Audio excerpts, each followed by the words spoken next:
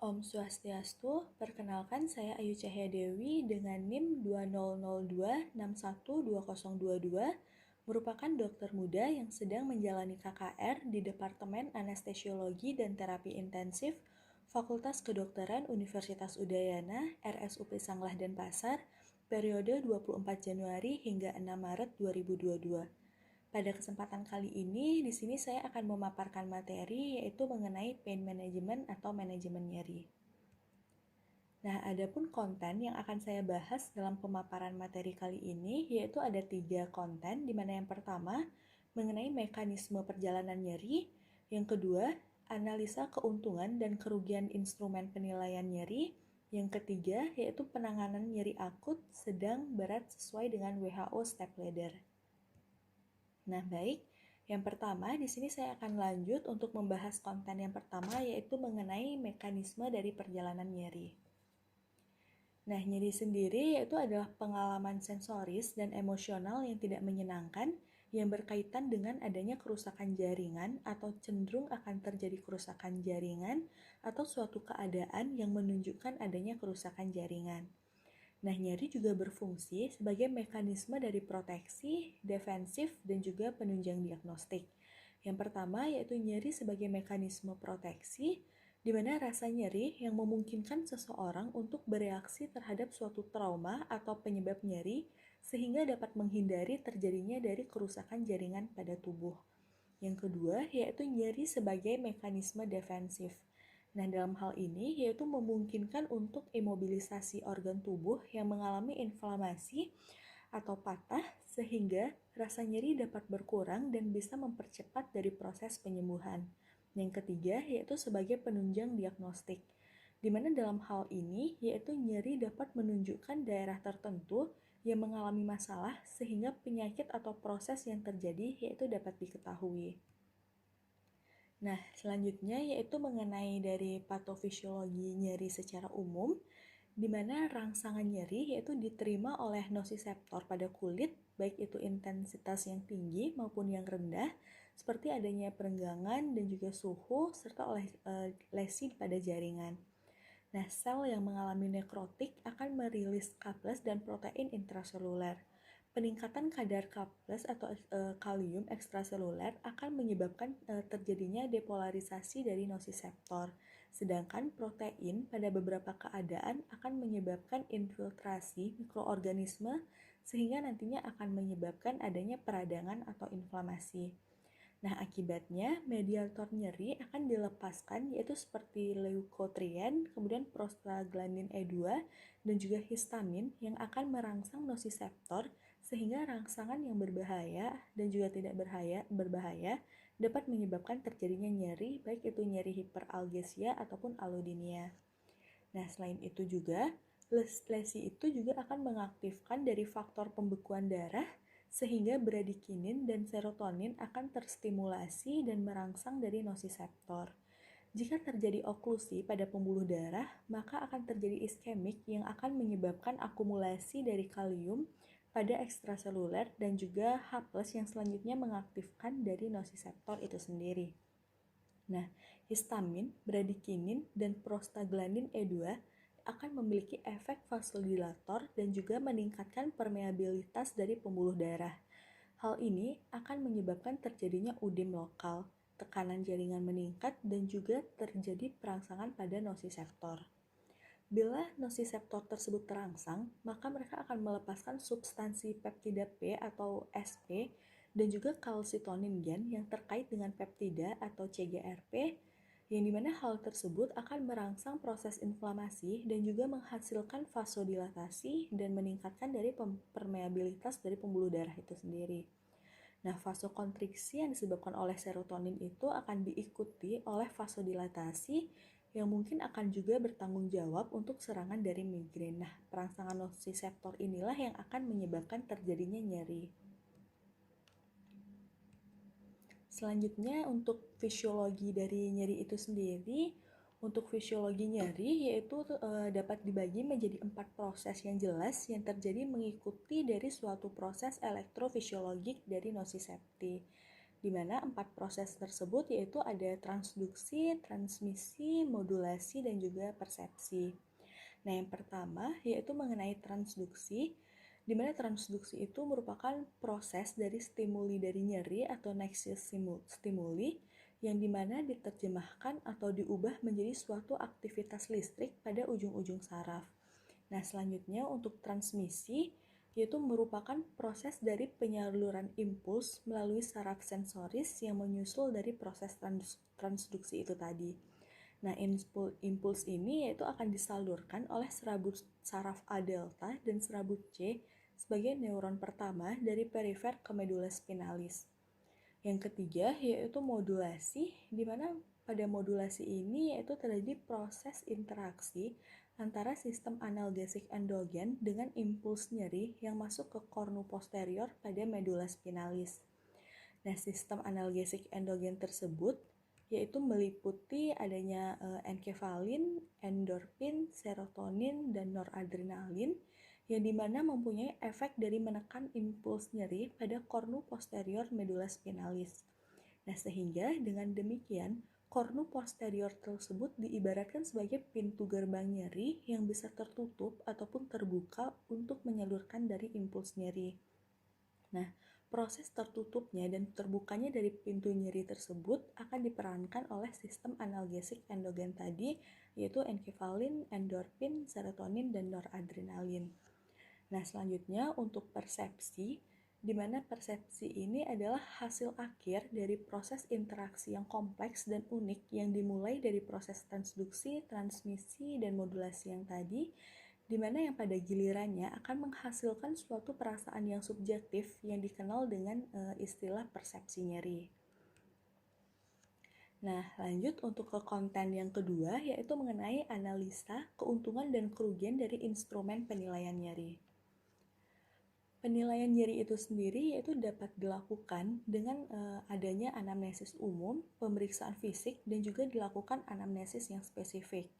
Nah, anamnesis umum ini yaitu meliputi basic 4 secret 7 seperti keluhan utama, lokasi, onset, kronologis, kemudian faktor yang memperberat, faktor yang memperingan, kualitas, kuantitas, kemudian riwayat keluarga, riwayat penyakit dahulu, dan juga riwayat sosial dari pasiennya. Untuk pemeriksaan fisiknya yaitu bisa dilakukan inspeksi dan juga palpasi. Nah, sedangkan untuk anamnesis fisiknya yaitu bisa dilakukan atau ditanyakan mengenai keluhan utamanya secara lebih spesifik lagi, yaitu apabila pasien menyatakan adanya nyeri, maka dilakukan anamnesis spesifik berupa tanyakan lokasi nyerinya, karakteristik nyerinya, intensitas nyerinya, kemudian apakah ada gejala yang menyertai, kemudian efek nyeri terhadap aktivitasnya atau apakah mengganggu atau tidak, kemudian riwayat pengobatan, riwayat penyakit yang relevan terhadap keluhannya, kemudian faktor lain yang mempengaruhi, dan juga keadaan yang berhubungan dengan timbulnya rasa nyeri tersebut. Nah, untuk derajat nyeri, di mana derajat nyeri itu dapat ditentukan oleh dua hal, yaitu secara kualitatif dan juga secara kuantitatif. Di mana untuk yang secara kualitatif, yaitu nyeri dapat dibagi menjadi 3, yaitu ada nyeri ringan, kemudian nyeri sedang, dan juga nyeri berat. Nah, nyeri ringan ini sendiri yaitu nyeri yang hilang timbul terutama sewaktu melakukan aktivitas sehari-hari dan biasanya nyerinya yaitu hilang pada waktu tidur.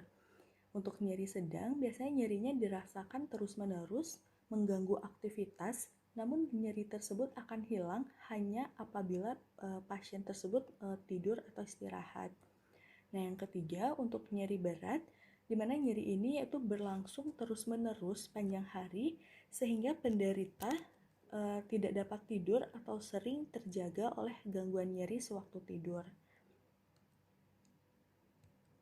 Kemudian ada pula dari instrumen penilaian nyeri, di mana yang pertama yaitu ada VAS atau Visual Analog Scale, di mana VAS atau Visual Analog Scale ini yaitu menggambarkan secara visual gradasi tingkat nyeri yang mungkin dialami oleh seorang pasien.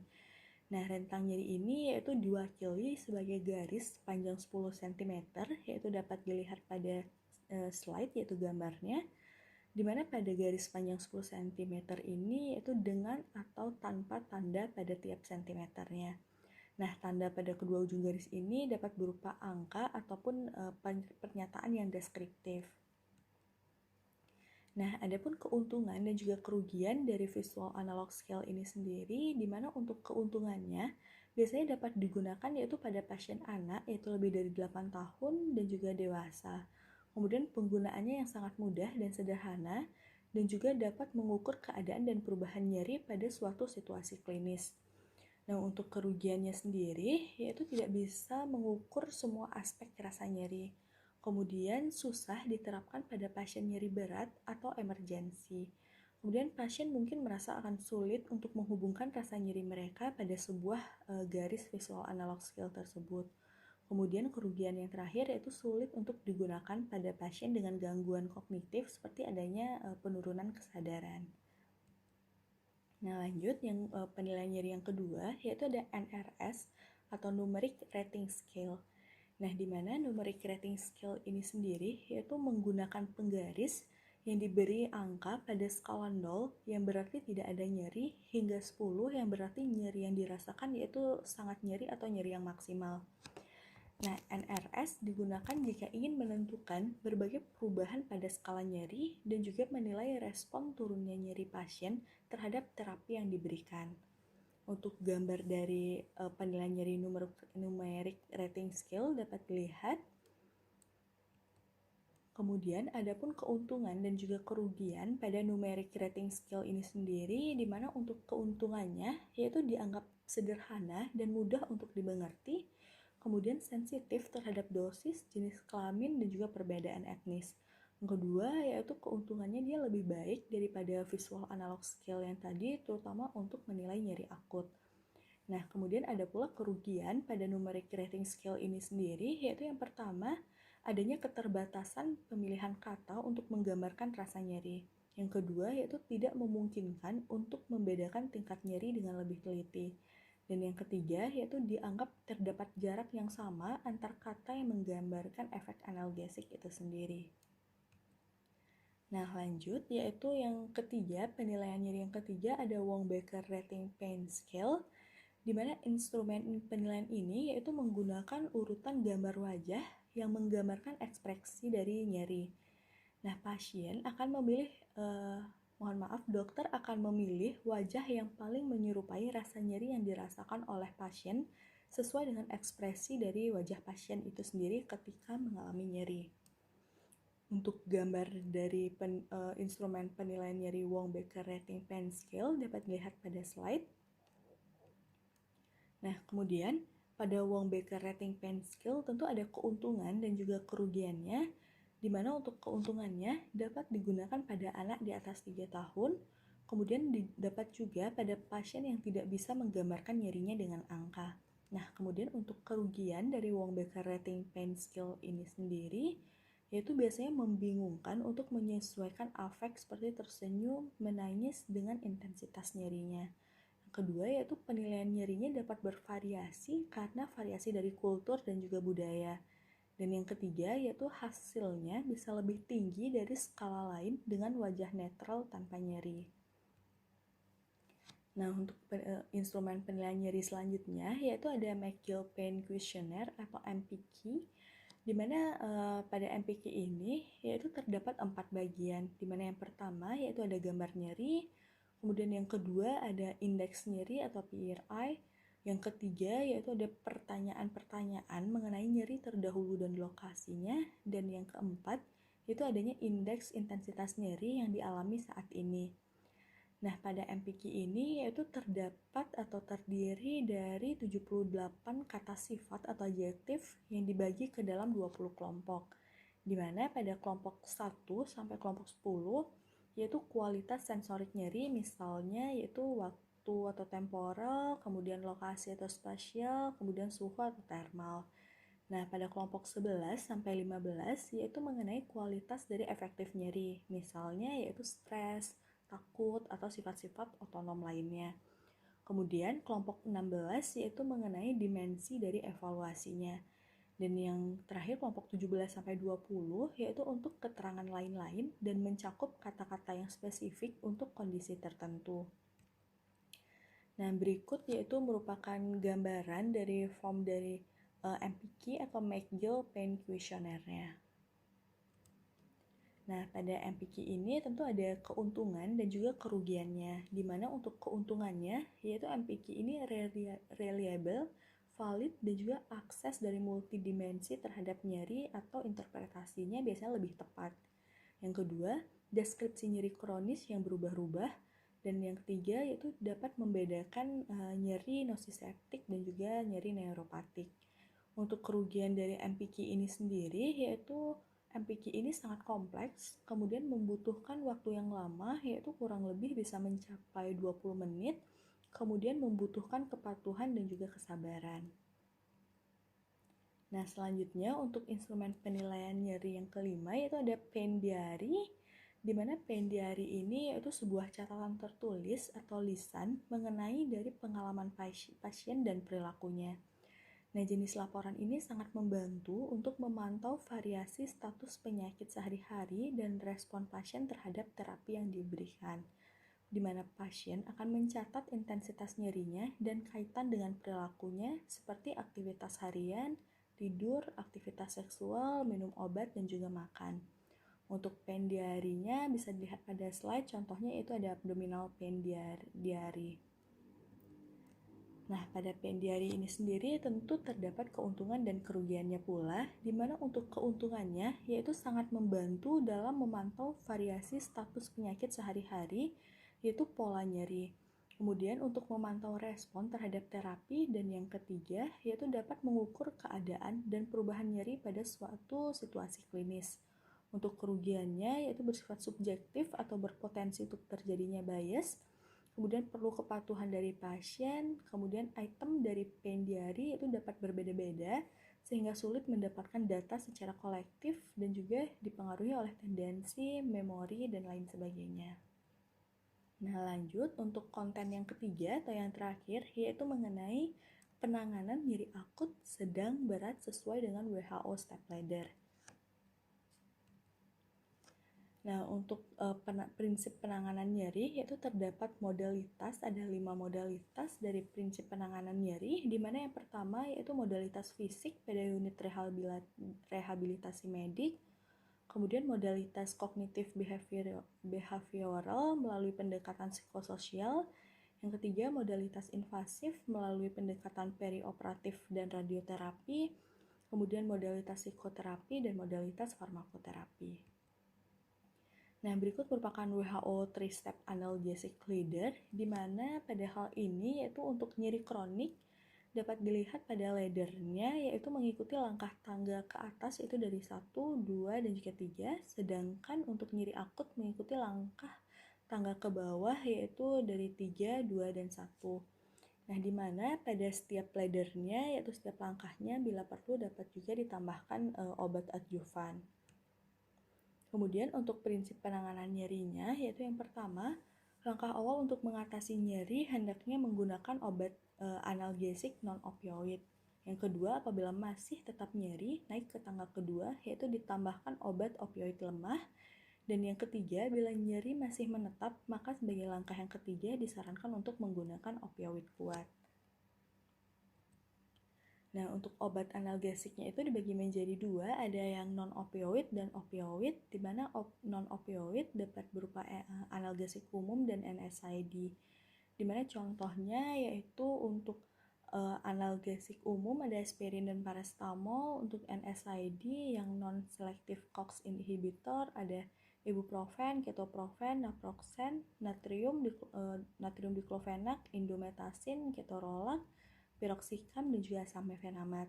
Sedangkan NSAID yang selektif COX-2 inhibitor ada celecoxib, kemudian parexoxib, dan rafesoxib. Untuk analgesik opioidnya dibagi menjadi 2, yaitu opioid lemah dan opioid kuat, di mana untuk opioid lemah yaitu contohnya ada kodein dan tramadol, sedangkan untuk opioid kuat yaitu ada morfin, petidin, dan juga fentanyl. Nah, kita bahas satu persatu, di mana yaitu untuk analgesik non-opioid, di mana analgesik non-opioid ini yaitu pertama ada aspirin atau asetil salisic acid dengan dosis yaitu 500 sampai 1000 mg dengan interval dosis itu selama 4 jam, dan dosis maksimum seharinya yaitu 3.600 sampai 6.000 mg. Untuk acetaminophen dosisnya yaitu 500 sampai 1.000 mg dengan interval dosis 4 jam dan dosis maksimum seharinya yaitu 1.200 sampai 4.000 mg. Untuk ibuprofen ketorolac yaitu dosisnya 400 mg dengan interval dosis yaitu 4 sampai 6 jam dengan dosis maksimum sehari yaitu 3.200 mg. Untuk ketorolac yaitu dosisnya 10 mg dengan interval dosis 4 sampai 6 jam dan dosis maksimum seharinya yaitu 40 mg. Untuk Celecoxib atau Celebrex yaitu dosisnya 100 sampai 200 mg dengan interval dosis 12 jam dan dosis maksimum seharinya yaitu 400 mg. Untuk analgesik opioid kuat yaitu ada morfin, apabila nyerinya sedang dapat diberikan dosis 0,1 sampai 0,2 mg per kilogram berat badan secara subkutan dan intramuskuler. Untuk apabila nyeri hebat, dosis dewasa bisa diberikan 1 sampai 2 mg intravena dan dapat diulang sesuai yang diperlukan. Yang kedua untuk petidin, untuk dosis intramuskuler diberikan 1 sampai 2 mg per kilogram berat badan dapat diulang tiap 3 sampai 4 jam. Untuk dosis intravenanya yaitu 0,2 sampai 0,5 mg per kilogram berat badan. Untuk fentanyl, untuk sediaan injeksi intravena hanya digunakan selama proses pembedahan dan untuk pasca bedah biasanya digunakan dalam bentuk patch atau fentanyl patch. Nah, selanjutnya untuk obat adjuvannya yaitu ada beberapa obat adjuvan di mana ada kortikosteroid, kemudian ada antikonvulsan, kemudian ada antidepresan, neuroleptik, dan juga psikostimulsan. Yang pertama yaitu untuk kortikosteroid, di mana obat ini itu dapat bersifat mempertinggi dari taraf alam perasaan yang sedang menurun, dan selanjutnya yaitu bersifat antiinflamasi. Antiemetik meningkatkan nafsu makan dan membantu mengatasi kaheksia dan anoreksia. Nah, dapat diketahui pula bahwa obat ini itu dapat mengurangi tekanan dari intrakranial dan kompresi epidural dan susunan saraf spinal. Untuk antikonvulsan yaitu dapat bermanfaat untuk meringankan nyeri neuropatik yang sifatnya menusuk dan juga membakar. Nah, sebaiknya untuk antikonvulsan ini harus digunakan dengan hati-hati pada pasien yang sedang menjalani terapi kimia atau kemoterapi dan terapi radiasi. Yang ketiga untuk antidepresan yaitu bersifat dalam mengurangi nyeri neuropatik karena memiliki sifat yang analgesik sehingga dapat bertindak untuk memperkuat dari khasiat analgetik dari morfin. Yang keempat yaitu neuroleptik, di mana bermanfaat untuk membantu dari sindrom nyeri kronis dan memiliki sifat-sifat antiemetik, anksiolitik, dan antikonstipasi. Nah, sebagai suatu anksiolitik ringan dapat bermanfaat bagi pasien yang kurang tenang. Dan yang kelima yaitu obat adjuvan kelima yaitu psikostimulan, di mana digunakan untuk mengurangi dari sedasi yang diakibatkan oleh opioid, terutama bila program dari pengurangan dosis atau frekuensi pemberian obat opioid tidak berhasil untuk mengurangi dari sedasi tersebut.